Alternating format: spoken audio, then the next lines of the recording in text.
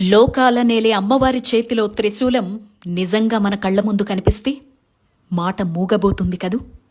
కొన్ని చూస్తే నిజమా, అదెలా సాధ్యం, ఇప్పటికీ ఎలా ఉంటుంది అని చాలా సందేహాలు, అనుమానాలు.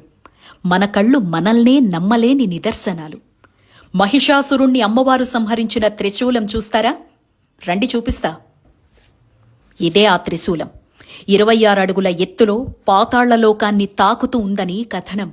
దీన్నప్పట్లో 8వ శతాబ్దంలో నిర్మించారు అనేవారు లేకపోలేదు.